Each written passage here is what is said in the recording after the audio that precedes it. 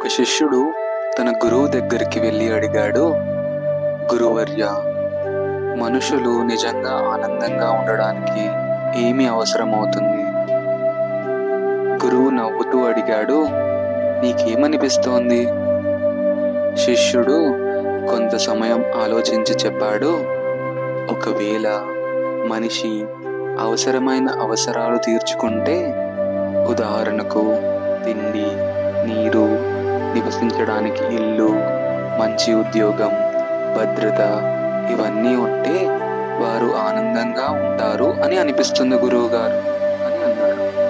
గురువు శిష్యుని చూసి ఏమీ చెప్పలేదు, కానీ శిష్యుడిని ఇలా అడిగాడు, తనతో నడవమని చెప్పాడు. గురువు మరియు శిష్యుడు కొంత దూరం నడిచారు. తర్వాత ఒక తలుపు వద్ద ఆగి గురువు చెప్పాడు, ఈ తలుపు తీయి అని శిష్యుడిని అడిగాడు.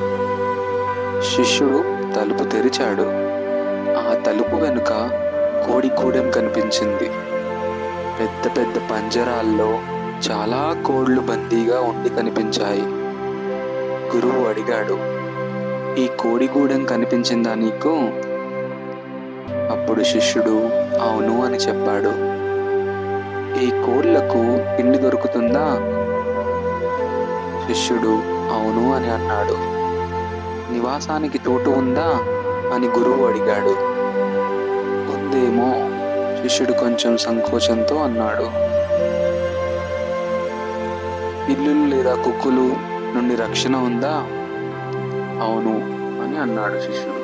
ఇవి గుడ్లు పెడతాయా అని అడిగారు గురువు గారు. అవును, పెడతాయి అని శిష్యుడు సమాధానం ఇచ్చాడు. అప్పుడు గురువు ప్రశ్నించాడు, అయితే నీకేమనిపిస్తుంది? ఈ కోళ్లు ఆనందంగా ఉన్నాయా లేవా? శిష్యుడు ఆ కోళ్లని గమనంగా చూశాడు, కానీ అవి ఆనందంగా ఉన్నాయా లేదా అనేది చెప్పడం అసాధ్యమైంది. ఆ తర్వాత గురువు గారు చెప్పారు, రా మరికొంత నడుద్దాం అని శిష్యుడిని తీసుకుని వెళ్ళాడు. కొద్ది సమయం తర్వాత ఒక పెద్ద మైదానం దగ్గర ఆగారు. ఆ మైదానంలో చాలా కోళ్లు స్వేచ్ఛగా తిరుగుతూ కనిపించాయి. అవి ఎక్కడ బంధించబడలేదు. ఎవ్వరూ వాటికి తిండి వేయడం లేదు. అవే తిండి కోసం వెతుకుతూ ఒకదానితో ఒకటి ఆడుకుంటూ ఉండేవి. గురువు అడిగాడు, ఇక్కడి కోళ్లు నీకు ఆనందంగా కనిపిస్తున్నాయా?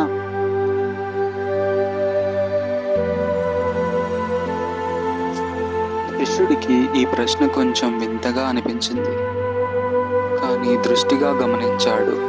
ఈ కోళ్లు సహజంగా జీవిస్తున్నాయి, తిండి వెతుకుతూ ఆరోగ్యంగా కనిపిస్తున్నాయి. కొంత సమయం ఆలోచించి అవును, అవి ఆనందంగా ఉన్నట్లు అనిపిస్తోంది అని చెప్పాడు.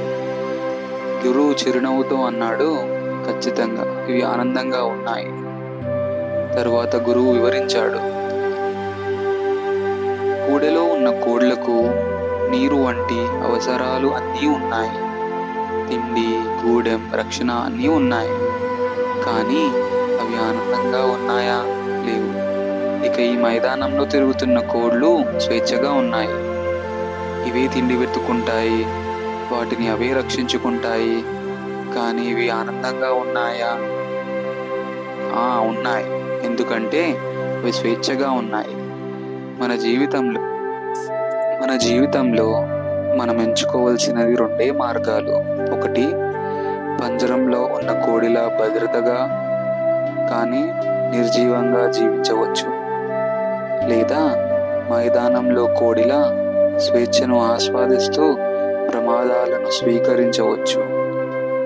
నీకు ఆనందంగా ఉండటం గురించి తెలుసుకోవాలనిపించింది. నా జవాబు ఇదే. ఆత్మరక్షణ మాత్రమే కాకుండా స్వేచ్ఛతో జీవించే ధైర్యం ఉంటేనే నిజమైన ఆనందం దొరుకుతుంది. ఈ శిష్యుడు మరియు గురువు కథ మన జీవితాలకు లోతైన సందేశాన్ని అందిస్తుంది. తిండి మరియు నివాసం వంటి అవసరాలు మాత్రమే ఆనందానికి చాలు కాదు. నిజమైన ఆనందం మన ఆత్మను వ్యక్తపరచడం, సవాళ్లను స్వీకరించడం, అనిశ్చిత జీవితాన్ని స్వీకరించడంలో ఉంది. పంజరంలో ఉన్న కోళ్లు తమ సౌకర్యాల్లోనే ఉంటాయి, కానీ స్వేచ్ఛకు దూరంగా ఉంటాయి. మరోవైపు మైదానంలో స్వేచ్ఛగా తిరిగే కోళ్ళు వారి ఆత్మనిచ్చి ఆనందంగా ఉంటాయి.